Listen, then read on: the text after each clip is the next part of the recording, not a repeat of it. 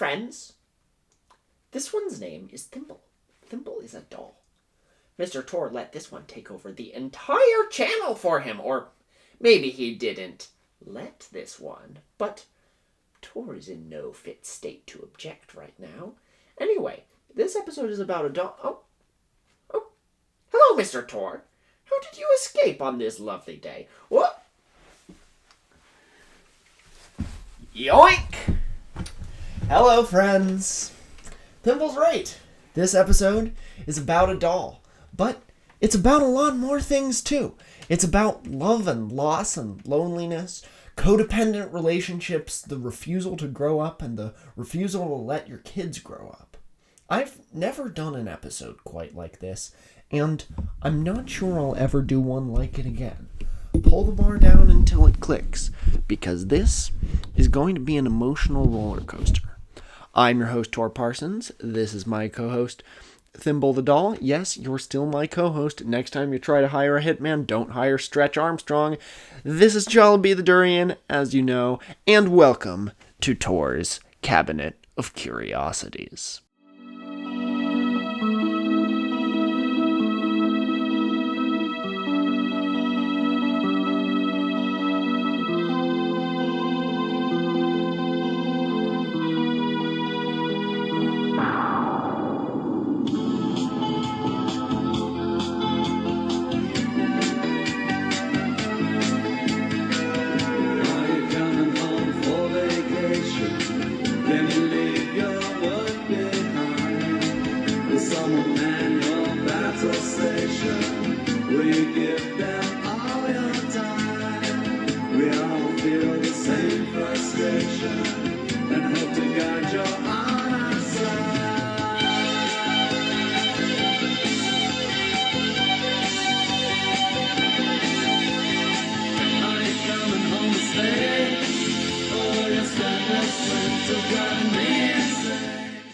Episodes are weekly from here on out, so I'm doing fan art and lie of the week in the same video, and I'll keep them quick. This week's best lie comes to us from Svensku, who made a fake DM to really sell a lie. Nice job. Doing videos that were literally just counting is how Mr. Beast first became famous, so I won't knock it as a strategy.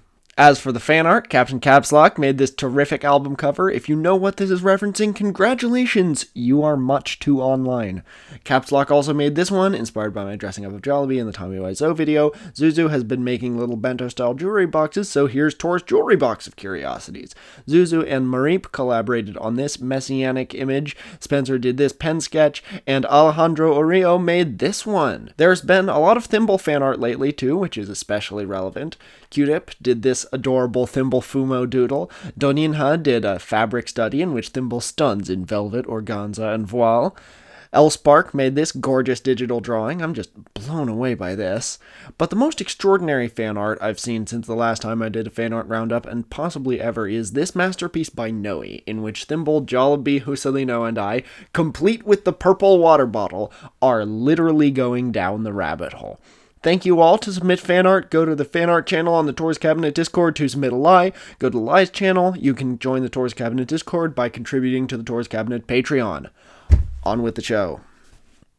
2 months ago, my maternal grandmother died. She had a fascinating, long, fulfilling life. Here she is in the 1950s as the Portland Rose Festival princess. Later in the decade, she was a Pan Am flight attendant, back in the days when planes were effectively all first class, when a plane ticket cost more than it did today, even without adjusting for inflation, when flight attendants were seen as the coolest, smartest, hottest women in the world. She wanted to be a math major in college, but felt that the math world was too male-dominated, and went into home economics instead. A regret she only revealed in the last years of her life. She traveled the world both as a flight attendant and in her later years. Other than Antarctica, there wasn't a continent she hadn't visited. In her middle age, she ran a blood bank where she met the children's book author Karen Yakowitz, who knew my dad's mom, and Yakowitz set up my future parents on a date. Yakowitz went on to be the mother of the controversial health lifestyle podcaster Andrew Huberman. Yeah, that's the weirdest Tor lore drop you'll ever get. My parents were first introduced to each other by Andrew Huberman's mom. On the one hand, I'm family friends with John Zerzan. I've talked about that before. On the other hand, I'm family friends with Andrew Huberman. Can I have a celebrity connection that's not weird and controversial? Paul Erdős was friends with my dad's dad. I'm more proud of that than I am of either Zerzan or Huberman, but I think that proves that the answer is no, I can't. When I was little, though, to me, my grandmother, who I called Nani, was the woman who baked weird Norwegian cookies like krumkaker and sundbakelser. It still isn't Christmas without krumkaker for me, and read me weird, creepy children's books. Nani had a Mary Poppins kind of bag full of toys and books, and whenever she visited, she'd read the same few books to me. One of them, of course, was by Karen Yakowitz, and it was the one I liked the most out of the collection. It was about a pair of Mexican farmers competing to grow the biggest pumpkin. The others scared me. One that was just total nonsense verse that didn't even rhyme and was full of minutely detailed pictures my autistic child's brain couldn't parse. There was one about a teddy bear exploring his emotions that came with wooden puzzle pieces with a set of faces for the bear expressing different emotions, and you had to click them into the book in the right pictures to show the appropriate emotions. In retrospect, that was probably a teaching tool for autistic kids, but something about that creeped me out too. Owl at Home, too, and there was Owl at Home, which I just found sad and creepy. And then, when I was in my teens, Nani sent her stash of children's books to my family's house, since she no longer had any grandchildren who were young enough for them, and I began reading them again, and realized they were classics. I still haven't found the one about the teddy bear that teaches you how to read emotions from people's faces, and I don't need to, but I love Owl at Home now, and I see how I didn't get some of the stories in it when I was like 4. I was always terrified of the Owl at Home story where Owl finds 2 bumps in his bed, which are actually his feet. When he moves one of his feet, the bump moves too, which makes the situation all the scarier, but when he takes the covers off and discovers what the bumps are, they're gone! Dun-dun-dun! And in their place are Owl's feet. Owl is so scared by these mysterious eldritch bumps that he sleeps on the couch for the rest of the night. I was so little and so literal at that point, I didn't get that the bumps are supposed to be his feet, since the book doesn't say that directly, so I was just in the same boat as Owl. He has 2 mysterious, terrifying, moving bumps in his bed that he never gets closure on. And the book that I thought was nonsense, and not the fun kind of nonsense, is Rain Makes Applesauce, which I now consider one of the best, most beautiful children's books of all time. That's the thing about these books. They'd won awards and stuff. They're the sort of children's books that adults love. And in retrospect, I'm glad I grew up being exposed to them, but I didn't like them when I was supposedly in their target age range. But when I got my hands on Nani's stash of books, I found one other book in the collection that Nani never read to me. A book that I came to see as a classic too, but I understand why, even though Nani refused to believe that Owl at Home could creep me out, this one, she knew, was not something you read to a child in the 21st century. The name of this book was The Lonely Doll. It's from 1957. A mint condition copy can fetch you $400 today. It's illustrated with black and white photos that show this lonely doll making her way around town, moving through life, eventually finding a happy enough but shaky friendship with 2 teddy bears. When I was in my mid-teens, I loved this book. This was creepy in a good way. And it wasn't necessarily because it was about a creepy little doll. Way back in my Jerry Lewis episode, I talked about how our standard of what's considered funny probably changes faster than almost any other aspect of culture. Our standard of what's considered creepy changes faster than most culture too. Consider clowns. In the 1950s, both elaborate, semi-realistic little dolls like this and clowns were considered wholesome fun for kids. Check this out. This was a real ad from 1956. Breakfast! I'm hungry!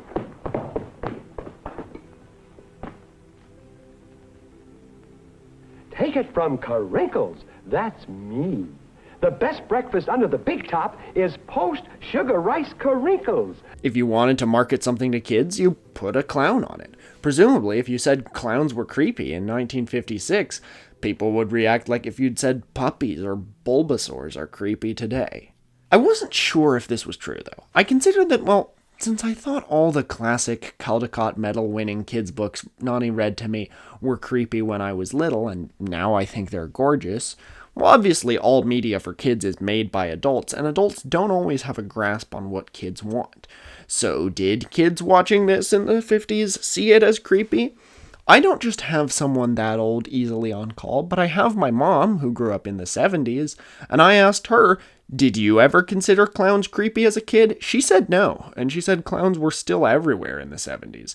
If someone wanted to make it clear that something was for kids, they'd put clowns on it. My mom showed me this incredible picture of Nani running a fundraiser for a children's hospital in 1977. Here Nani's in her 40s and looks amazing. She's the one on the left. But yeah, this was a fundraiser for a children's hospital, and that meant clowns. I have a sample size of 1, and I know I do have some older viewers on this channel, so please chime in. Did clowns only start to become creepy when Stephen King wrote It in the late 80s? Or was it John Wayne Gacy in the late 70s? Was that the first time anyone considered clowns could be creepy?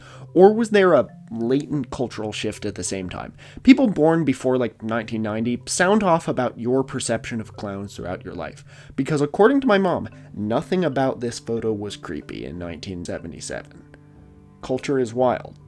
And I'm totally fine with leaving the clowns in the 20th century. By now, clowns have basically become one of the canonical Halloween monsters alongside zombies and vampires, and I'm fine with that. We don't gotta rehabilitate clowns. If you want to rehabilitate clowns, more power to ya. I personally don't mind that clowns have become evil. But I do mind a little bit that dolls have become evil. This change, too, was probably brought on by horror movies, the Chucky and Annabelle series, although I'm a big believer in the idea that media follows existing cultural changes rather than causing them, so maybe there's something deeper there. I don't know. I do know that I don't see Thimble as creepy. I do like both subverting and playing straight the creepy doll trope with her, but I fundamentally see her and her sisters the same way they were meant to when they were made in the 70s, as cute. By the way, these are her sisters.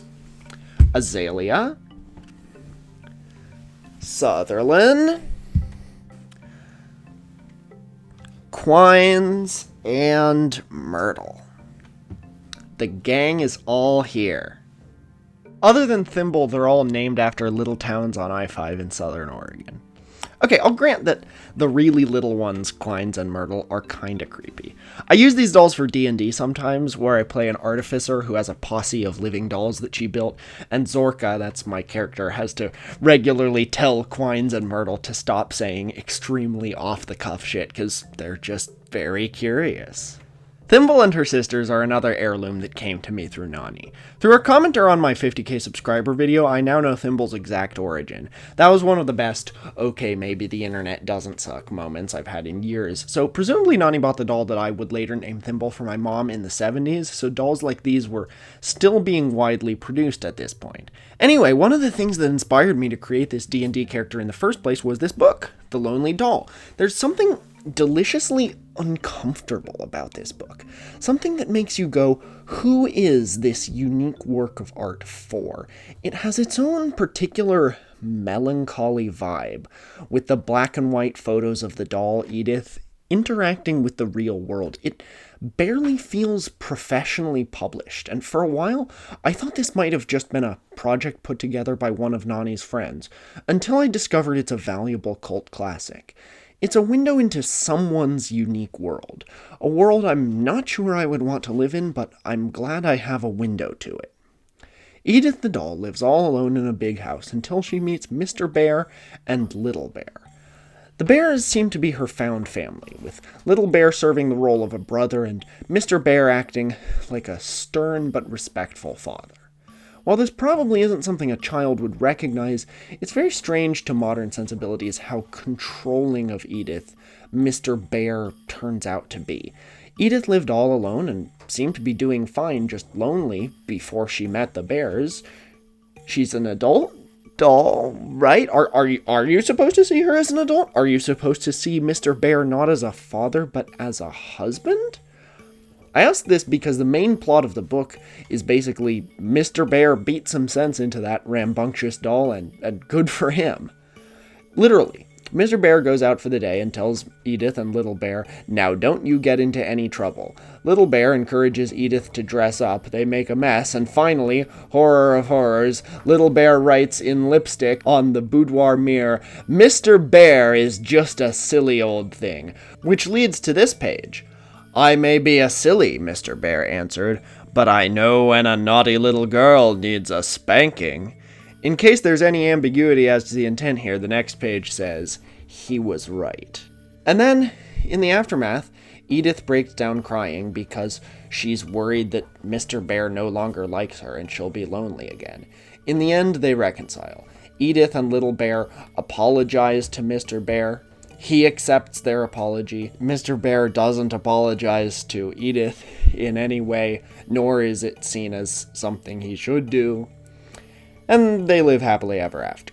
It's one thing for the message to be, respect your parents, but your parents can't just choose to leave you to fend for yourself.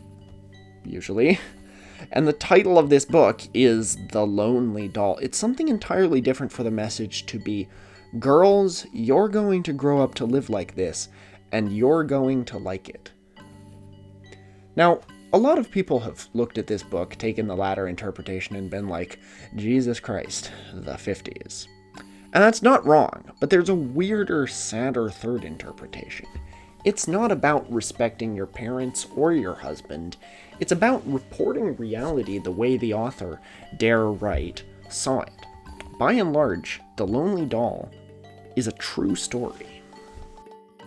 Alice Dare Wright was born in Toronto in 1914, not long after the beginning of World War I, the second child of Ivan and Edith Wright. You'll notice some recurring names throughout this story. Dare's parents' lives had already resembled a Gothic novel. Edith was born and raised in the steelmaking town of Youngstown, Ohio, to a working-class family that had once been rich. Edith's mother, Alice Gaither, came from an illustrious colonial-era American family, after whom the town of Gaithersburg, Maryland was named, and she still had wealthy relatives, but her own branch of the family clearly was not that. Edith's father, Sam, worked in the steel mills, like most men in Youngstown. When Edith was in her 20s, Sam caught his sleeve on a steel rolling machine in the factory, and was dragged into the machine and decapitated. By then, though, Edith was already the family's main breadwinner, because she was an extremely talented painter. By age 13, she was enrolled in an elite art school in Ontario, and by 17, she was an apprentice to J.W.L. Forster, who notably painted the official portraits of several Canadian prime ministers. By 19, Edith was attracting buzz in the art world and attention from Toronto's upper crust, where she met the stage actor Ivan Wright. Ivan had been seen as an up-and-coming actor around the same time, but not long before he met Edith, he'd injured his leg in a bike accident, and with no help from the medical care of the time, he walked with a limp for the rest of his life. Unable to perform most stage roles because he couldn't stand up for long periods of time, Ivan became a theater critic instead, and wrote mushy poems for Edith. "Will you tell me, brown-eyed dreamer, all the things I wish to know? Why in summer all is sunshine, and in winter all is snow? Will you tell me too, my princess, that you'll wear this symbol ring, violets with it entwining, first sweet certainties of spring?" It's the thought that counts. If there's anything this poem reminds me of, it's Roderick's poem about how things were 100 years ago in one of the Diary of a Wimpy Kid books. So what? They loved each other. Anything for my princess! Ivan and Edith married in Toronto in 1910, in a lavish wedding, largely funded by the commissions Edith was now getting to paint portraits of steel barons back home in Ohio. But the money rapidly dried up. There were only so many steel barons who wanted their portrait painted. There were only so many plays to review and magazines that would publish goopy love poems. It was just as hard to make a career in the arts then as it is now. By the time Dare was born in 1914, Ivan and Edith were typically living in separate cities, chasing short-term job opportunities.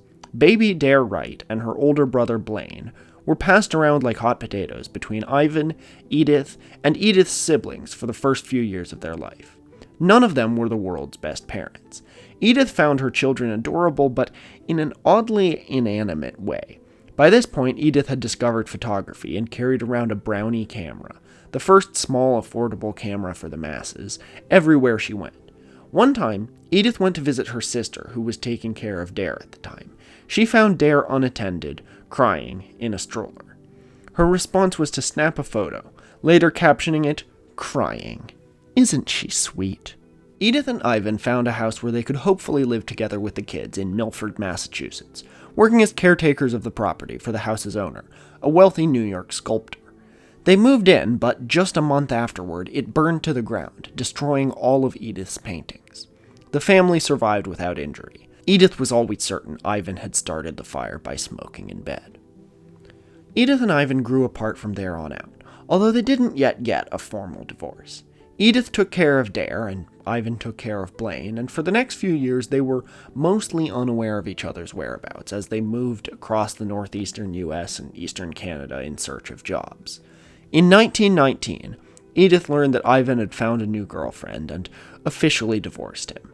By then, she and toddler-aged Dare were living back in Youngstown, Ohio, under the care of a steel magnate's 29-year-old daughter, who had once had Edith paint her portrait and sympathized with her situation.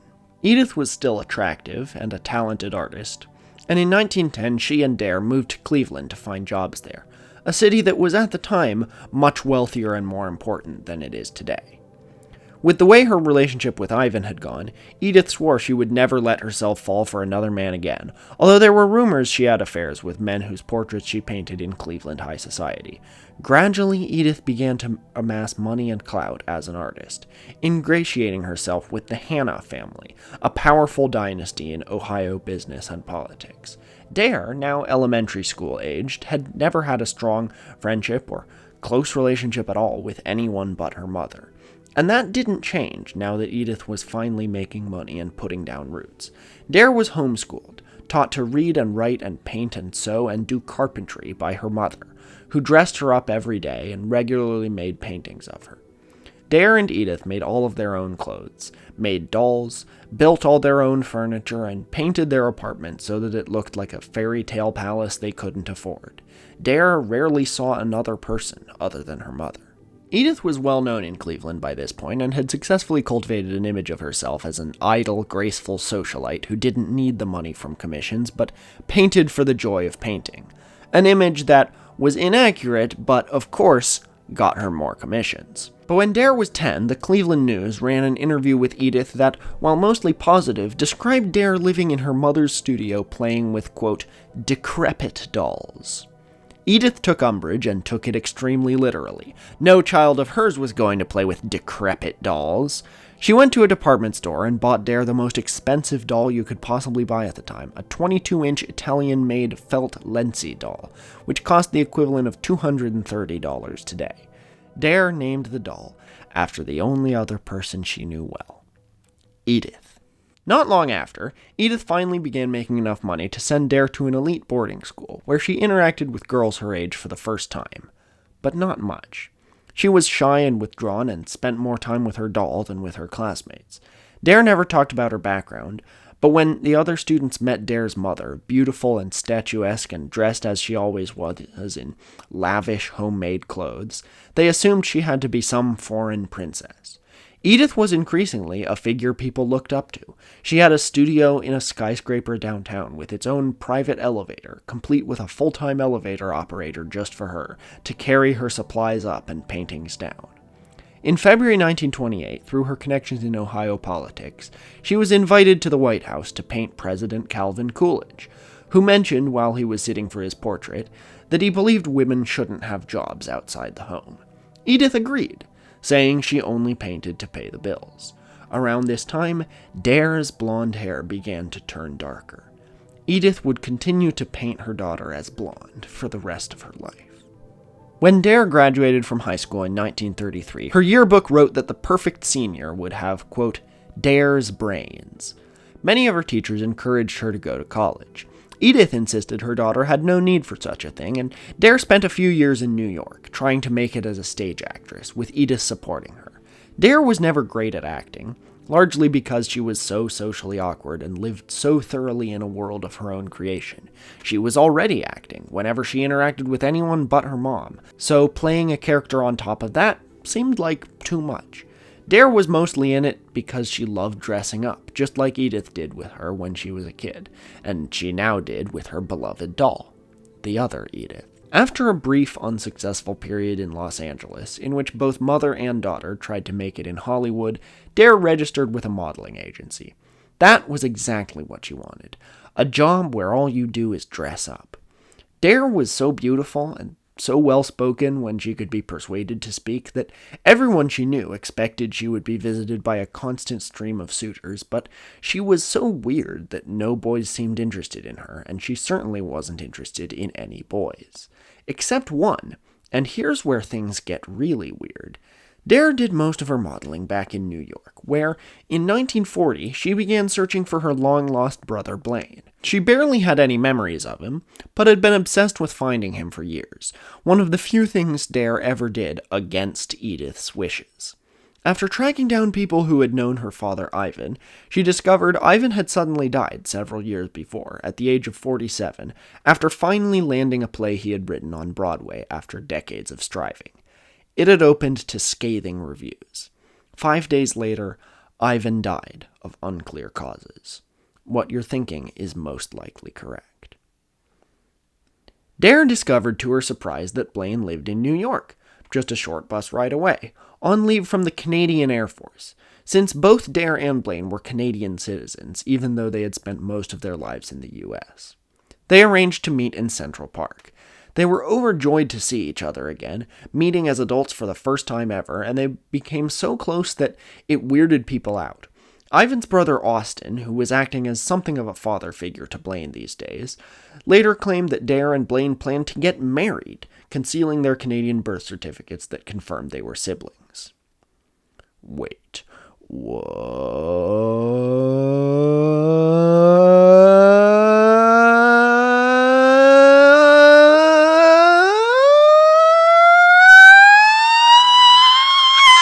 But there was a major sticking point in their relationship.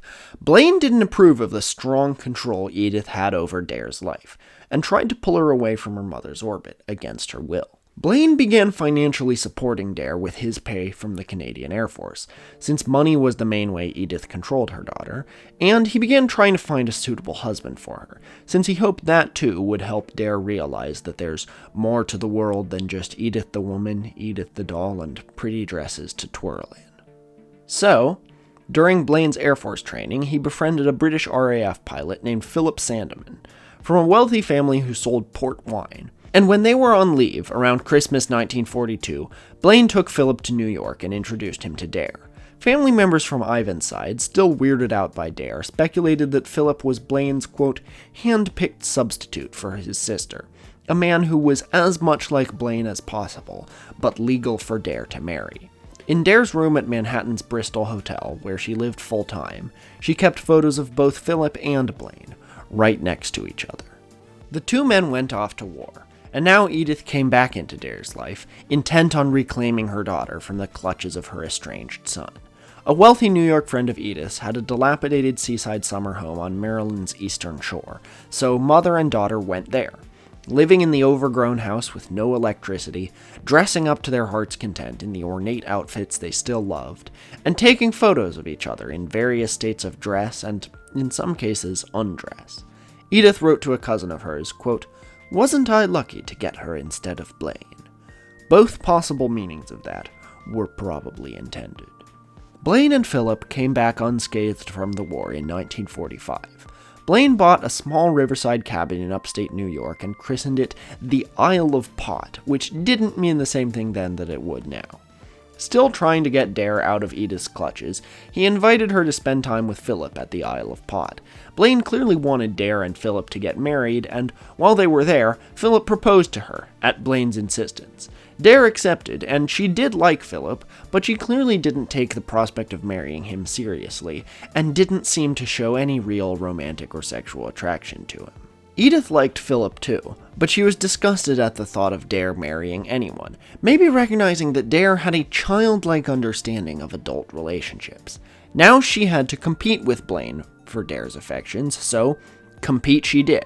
Blaine had a cabin, and Dare loved spending time there, so Edith had to get a cabin to lure Dare away from her brother.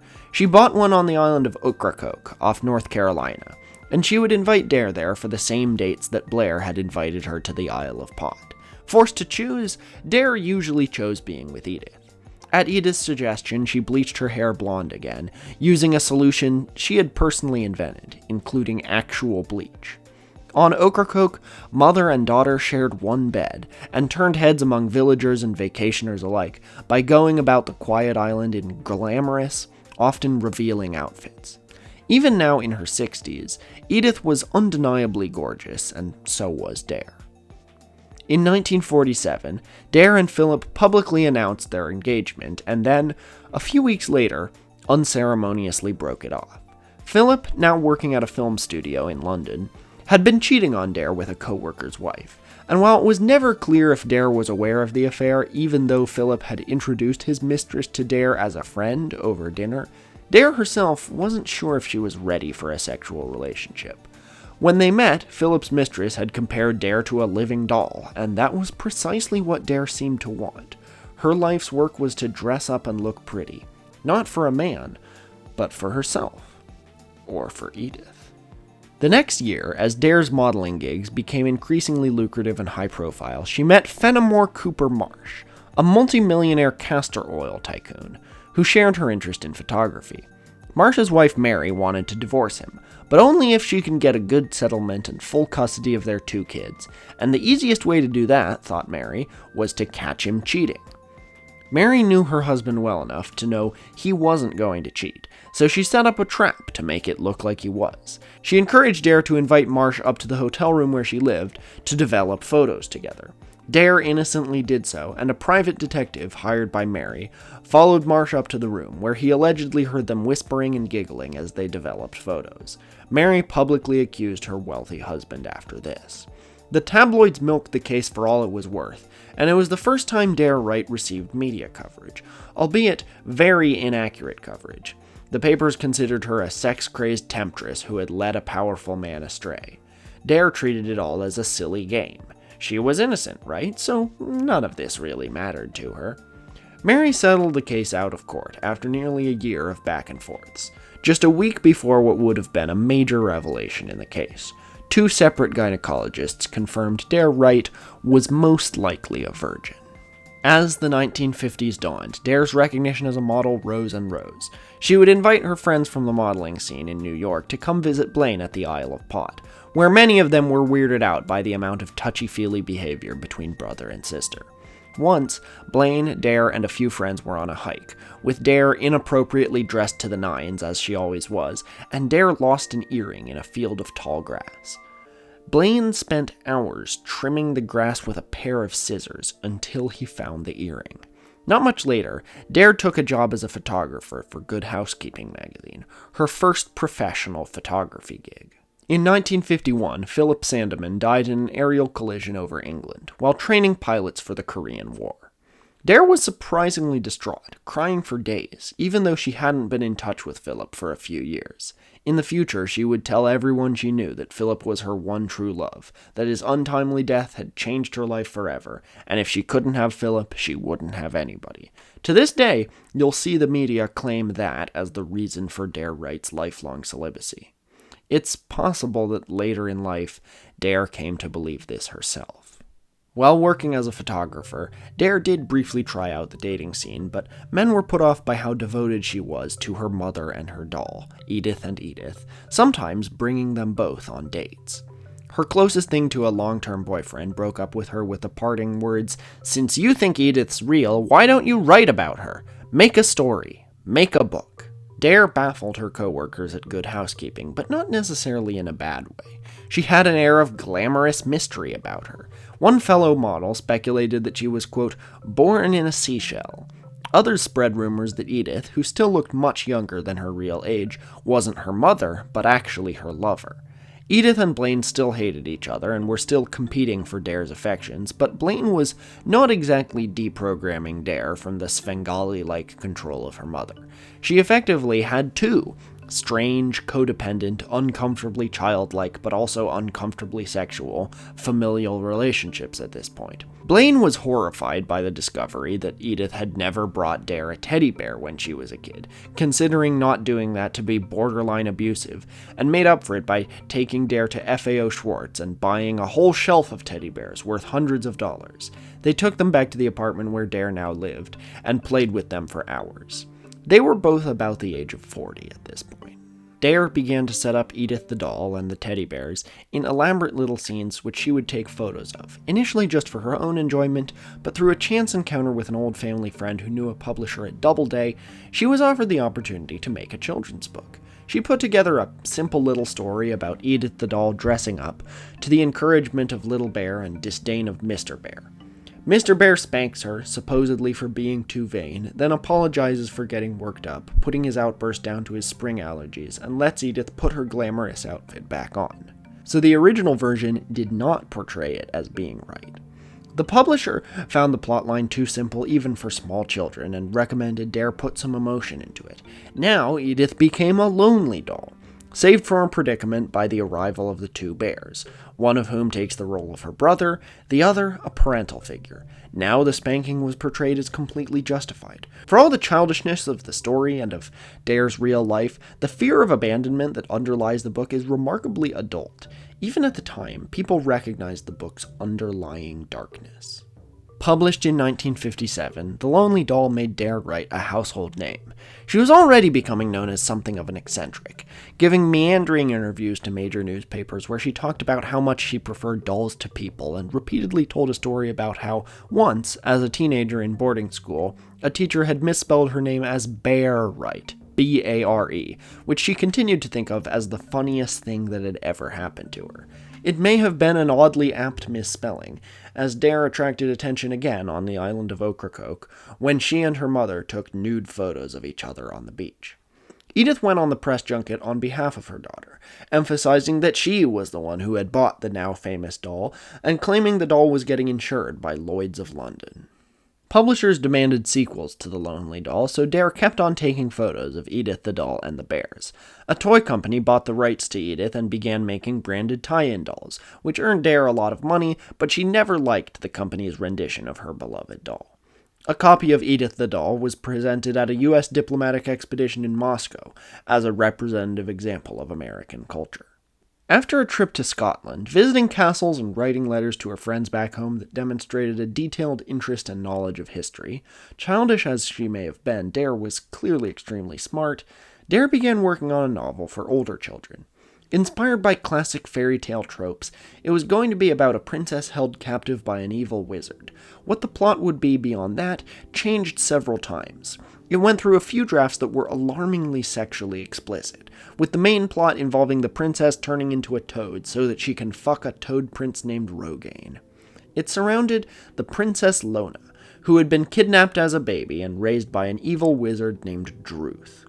Although Druth was clearly evil and had destroyed 3 kingdoms as revenge for a perceived slight long ago, he was a sympathetic villain, portrayed as trying to raise Lona well but not really understanding how to be a loving parent. The Prince Rogaine is still there in the final version, still gets turned into a toad at one point, and still under his peculiar name. The baldness treatment by that name wouldn't be invented until the 1980s, and a Rogaine means a competitive wilderness navigation sport where people have to work out a route between a set number of checkpoints and hike between them within a time limit, but that first became a thing in the 70s. I think we can credit Dare Wright with the creation of the word Rogaine, a name that happens to rhyme with another name in her life. Prince Rogaine tries to save Princess Lona, but Druth turns Lona into a doll, and she has to escape and seek out a witch who can turn her back.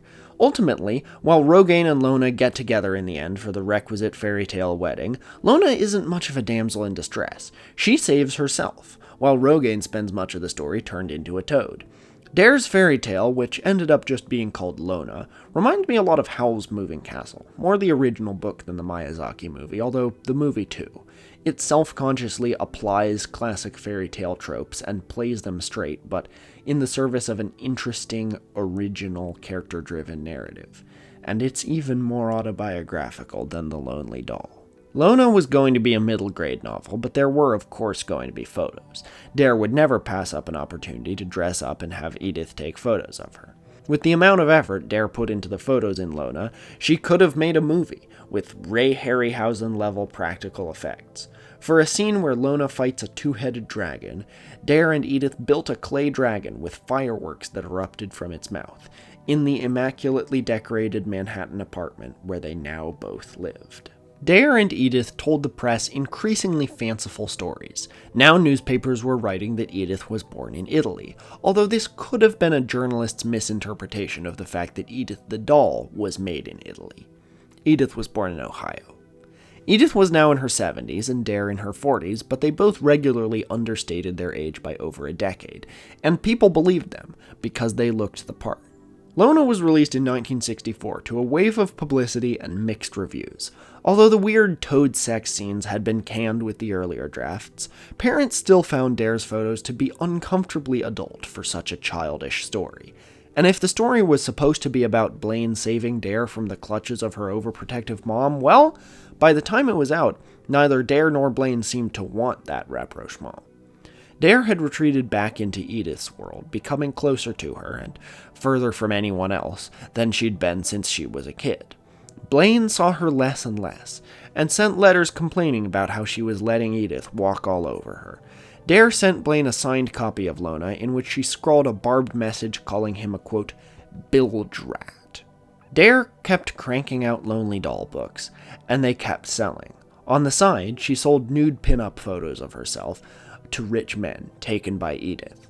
The publishing magnate Bennett Cerf made crude sexual advances to Dare, both in letters and in person, but Dare innocently brushed him off. By far the darkest entry in the Lonely Doll series was released in 1968. Edith and Big Bad Bill. This is the cover of Edith and Big Bad Bill. This is real. Even a damaged copy sells for hundreds of dollars today, so search your attics. In the story, Little Bear dares Edith the doll to go into a foreboding dark forest, where she gets kidnapped by an evil black and white bear named Big Bad Bill. Apparently, in the morality of Dare Wright's universe, good bears are brown, while bad bears are black and white. Little Bear finds Bill and pleads to him to untie Edith. He eventually does, on the condition that Edith won't scream, but he doesn't let them go. Little Bear comes to enjoy the company of Big Bad Bill, and Edith and Little Bear realize that Bill was really just lonely, just like Edith was before she found the bears. The book concludes with Mr. Bear inviting Bill over to dinner. Edith the woman kept painting. Her daughter's fame had brought her a renewed wave of commissions, and now she was doing portraits for CEOs, actors, politicians, and their children. Dare painted too. They were rarely out of each other's sight, and it was difficult to tell where Edith ended and Dare began. They would sign letters Edie Dare. In 1970, Dare started work on a new book, The Kitten's Little Boy. It was about a mother cat who's concerned about her kitten son's upcoming sale to a human boy. The mother cat insists that cats are feral creatures who shouldn't be owned by anyone, while the kitten tries to placate her, saying that really, he'll be the one who owns the little boy, not the other way around, because he'll have to take care of his kitten, and the kitten won't have to do anything for his boy. But the kitten's internal monologue makes it clear that he's just saying this to placate his mom, and he does, in fact, want to be a pet. The concluding line is, "Luckily, his mother never knew." I'll leave it up to you to interpret this one, because I think there are two diametrically opposed possible readings of what was going through Dare's head here. The book flopped, and publishers demanded another Lonely Doll book. Edith was in failing health, and Dare felt like she needed to keep making money to support her, although they both had plenty of money by then. Dare once again drew on her life, crafting a story where Mr. Bear becomes old and sick, and Edith the doll and Little Bear have to take charge, moving out of New York to find a cleaner, quieter place where Mr. Bear can live. Publishers didn't like it. It was now the 70s, and the environmental movement was gaining steam, so why not capitalize on that? In the rewrite, which used many of the same photos, Mr. Bear was sickened by the noise and pollution of New York, so Edith the doll and Little Bear dress up as hippies and protest in front of City Hall. Edith the human's paintings of Dare began to depict her looking younger and younger. Edith wasted away, hiding her aging with makeup and wigs that, in the words of the book I'm using as a source, made her look like a, quote, female impersonator. In summer 1975, at the age of 92, Edith died in her sleep, with her arms around her daughter, the same way they slept every night. Dare was the sole beneficiary of Edith's estate, inheriting about $100,000, which would be near $600,000 today. The Wrights still had friends in high places, and Dare, now 60, was invited to many Thanksgivings and summer vacations with authors and artists and people in the publishing industry. She wasn't completely isolated, but she was most of the time. Dare was a voracious reader throughout her life, and she sold off the hundreds of Edith's paintings that had decorated the apartment and put in floor-to-ceiling bookshelves with rare versions of literary classics. She had a detailed classification system for her books that made no sense to anyone else. During this time, she drank nothing but Edith's favorite brand of bourbon, and ate nothing but frozen dinners, specifically Stouffer's brand frozen dinners, a brand that, before it was in supermarkets coast to coast, had started as a restaurant in Cleveland, where Edith and Dare often ate when Dare was a kid. In 1980, she published the final book in the Lonely Doll series. Edith the doll was now kept securely in a bank vault and had an almost indistinguishable stunt double, who Dare had meticulously felted herself. The last Lonely Doll book was about Edith and the bears taking care of an orphaned duckling. They hope to raise it and make it their pet, but once they've nursed the duckling back to health and it grows into its adult feathers, it spreads its wings and joins its fellow ducks flying south for the winter. Edith the doll begins to cry. Mr. Bear comforts her, saying, "Ducks belong to the water and the sky. You've raised a fine duck. Can't you be happy to let him go where he belongs?" In 1982, a West Virginia mother named Kathy Lawson contacted Dare, saying the Lonely Doll books were the only books her autistic daughter Natalie showed any interest in, and maybe talking to Dare and meeting the doll herself would bring Natalie out of her shell. It seemed to work, and Kathy and Dare began a decade-long friendship. By now, possibly the only close personal connection Dare retained. When Dare's friends saw her throughout the 1980s, she constantly seemed not just disheveled, but bruised and injured. She would tell elaborate sob stories about being mugged and beaten up on the street. Considering that it was New York in the 80s, and Dare had a lifelong lack of self-preservation instinct and naive trust in nearly everyone, some of these stories were likely true. Other injuries were probably from accidents while she was drunk in her apartment.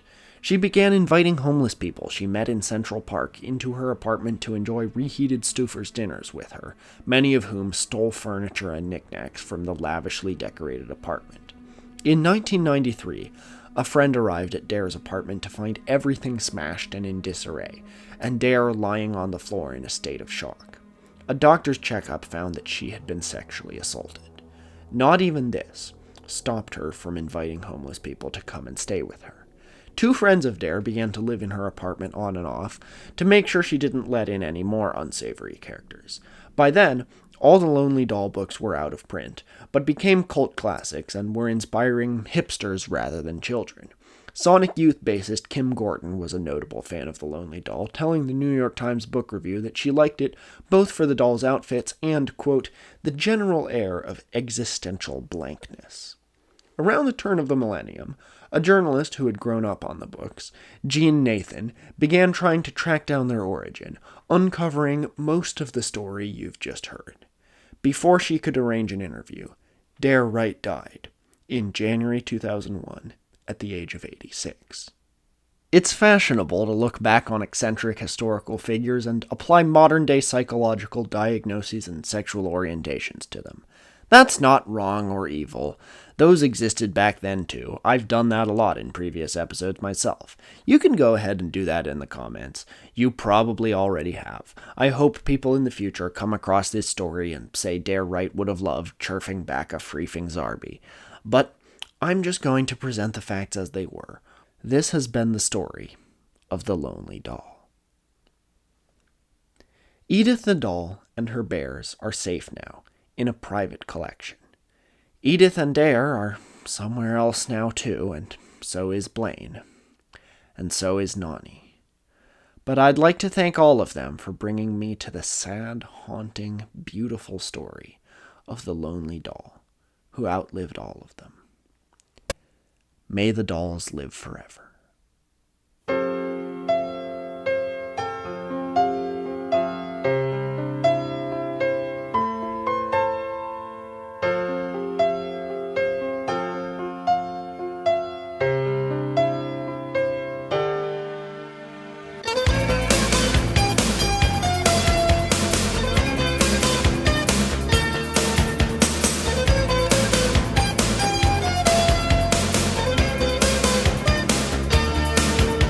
Believe in something right, but you do something wrong. A loaded question will break your bones. What puts you on your knees? You paint the walls in red, the color of your heart. But the minute